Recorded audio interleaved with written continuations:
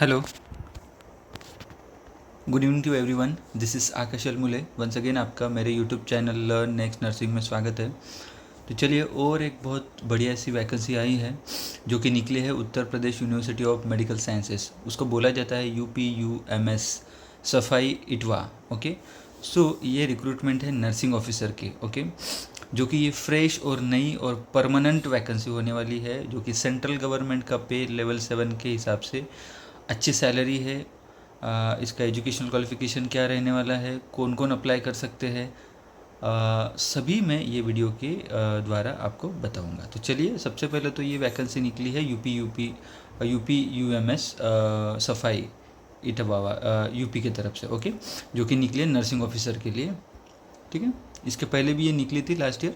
Okay, तो ये CBT किसके लिए है? ऑनलाइन एप्लीकेशन नर्सिंग ऑफिसर के लिए। पे लेवल 7 है। पे मैट्रिक्स है 44,900 to 1,42,100 400 rupees. Okay, so near about यहाँ पे सैलरी आपकी बनने वाली है 85 टू 90,000 आपकी इनिशियल सैलरी बन जाएगी। ठीक है, ये हो गई सैलरी की बात।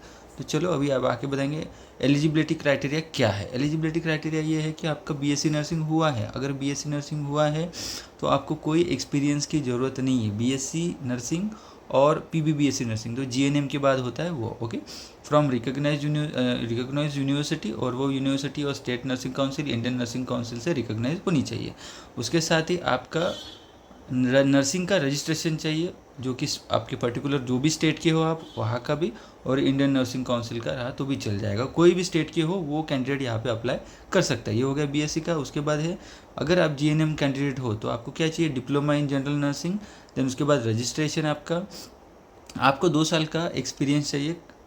50 कम से कम 50 बेड हॉस्पिटल में काम करने का 2 साल का अनुभव आपको चाहिए, तभी आप यहाँ पे अप्लाई कर पाओगे।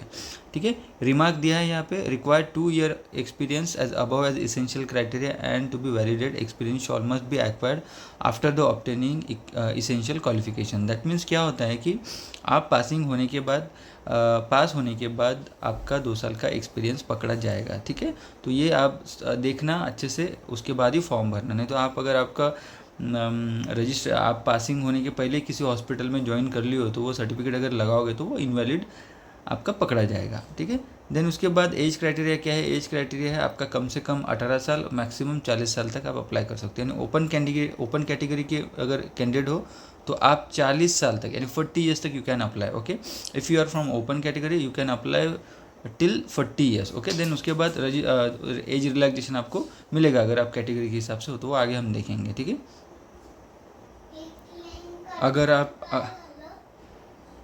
अगर आप यूपी में अगर काम कर रहे हो या यूपी से बिलोंग करते हो तो आपको एज रिलैक्सेशन आपकी कास्ट के हिसाब से आपको मिल जाएगा। अगर आप किसी भी कोई और स्टेट से अप्लाई कर रहे हो तो आप सीधा सीधा UR में चले जाओगे, तो आपकी 40 साल आपकी मैक्सिमम एज लिमिट रहेगी।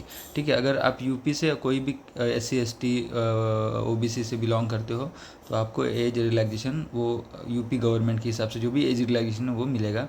अगर आप कोई गवर्नमेंट या सेंट्रल गवर्नमेंट में काम कर रहे हो तो ओके, कम से कम 3 साल की अगर सर्विस आपकी हो चुकी है तो 5 साल का एज रिलैक्सेशन आपको मिल जाएगा। अब देख लेते हैं वैकेंसी कितनी है। नंबर ऑफ़ वैकेंसी 600 है, उसमें से 240 ओपन के, EWS के 60, OBC के 162, SC के 126 एंड ST के 12 पोस्ट है। ठीक है, आपको फ़ीस कितना भरना पड़ेगा? एप्लीकेशन फ़ीस रहेगी, अगर आप UR से बिलोंग करते हो तो आपको 2,000 रुपीज़ प्लस 18% GST 360, यानी 2,360 रुपये आपका फ़ीस रहेगा। OBC EWS के लिए 2,000 प्लस 360 वही 2,360, एंड SC ST के लिए 1,200 प्लस 216, यानी 1,416 रुपये SC ST को लगने वाला है। ठीक है, इसकी ऑनलाइन एग्ज़ाम होने वाली है। ऑनलाइन एग्ज़ाम का टाइम तक अभी तक दिया नहीं है, वो आपको ईमेल के द्वारा या कंप्यूटर आपकी वेबसाइट पे UPUMS के जो वेबसाइट है वहाँ पे आ जाएगा। ठीक है, एप्लीकेशन फॉर्म कैसे भरना है देखिए, पहले तो रजिस्ट्रेशन करना है कैंडिडेट का, उसके बाद रिक्वायर्ड जो भी इन्फॉर्मेशन है वो भरनी है। आपके पास अपलोडेड फ़ोटो सिग्नेचर वगैरह रिक्वायर्ड डॉक्यूमेंट आपको अपलोड करना है, पेमेंट फ़ीस देना है, एप्लीकेशन फॉर्म सबमिट करना है, और जो भी एप्लीकेशन फॉर्म जाए उसकी प्रिंट आउट निकाल के आपको अपने पास रखना है। फर्दर जब भी आपका नंबर लग जाता है उस टाइम पे फिर आपको वो वेरिफिकेशन के टाइम पे वो आपको प्रिंट आउट उसको दिखाना पड़ेगा। जनरल कंडीशंस क्या है? जनरल कंडीशन में है ऑनलाइन मोड ही है, सब कुछ है, सबमिट करना है। 19 तारीख यानी आज से ही चालू हो गया है ये फॉर्म भरना, और 8 जून तक वैलिड रहेगा। ठीक है, तो आपको जल्दी से फॉर्म भर लेना है। अगर आप ओबीसी से बिलोंग करते हो और ओबीसी का सर्टिफिकेट है तो ओबीसी का सर्टिफिकेट आपका 1 जनवरी 2023 के बाद इशू होने वाला चाहिए, तभी वो एक्सेप्ट होगा, अदरवाइज एक्सेप्ट नहीं होगा।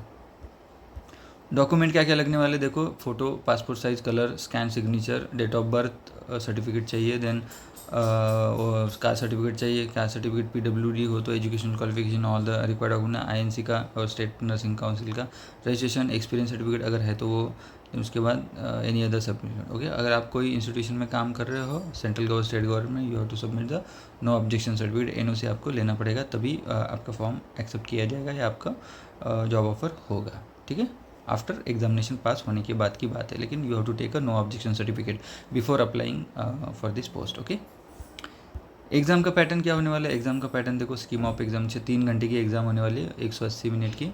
ठीक है, 2 से एमसीक्यू आने वाले, 600 मार्क्स की एग्ज़ाम, यानी एक को 3 मार्क्स मिलेंगे। एक अगर राइट क्वेश्चन आता है तो उसको आपको 3 मार्क्स मिलेंगे, दैट इज़ हो गया 600 मार्क्स की एग्ज़ाम है ये। ओके, और 170 एमसीक्यू आपके नर्सिंग के रहेंगे, 30 एमसीक्यू आपके रहेंगे general English, general knowledge and current affairs and reasoning and mathematics के 30, ऐसे मिला के 200 एमसीक्यू रहने वाले हैं।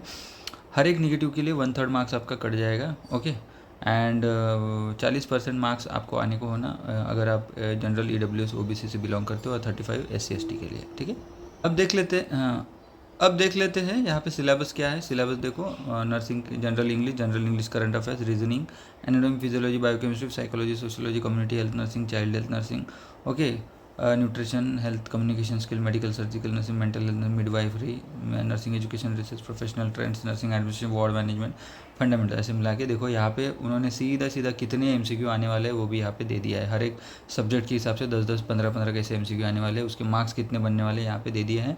देखो ये बहुत अच्छी बात है, उन्होंने पूरा कॉन्फ़िगरेशन किया है कि एनाटॉमी, फिजियोलॉजी, माइक्रोबायोलॉजी के 10 एमसीक्यू, 15 एमसीक्यू आने वाले, साइकोलॉजी, सोशियोलॉजी के 15 एमसीक्यू। तो आपको बहुत अच्छे से उन्होंने एग्जामिनेशन पैटर्न एंड उन्होंने कहाँ से कितना ये स्केलेटन दे दिया है, तो ये बहुत अच्छी बात है। ठीक है, तो आप अच्छे से पढ़ाई करिए। होप सो आपकी पढ़ाई एम्स के लिए काफ़ी अच्छे से चल रही होगी, जो भी नॉट सेट होने वाली है 3 तारीख के लिए। होप सो ऐसे अच्छे वीडियो लेके मैं जल्दी आपके लिए हाजिर होऊंगा, तब तक के लिए जय हिंद।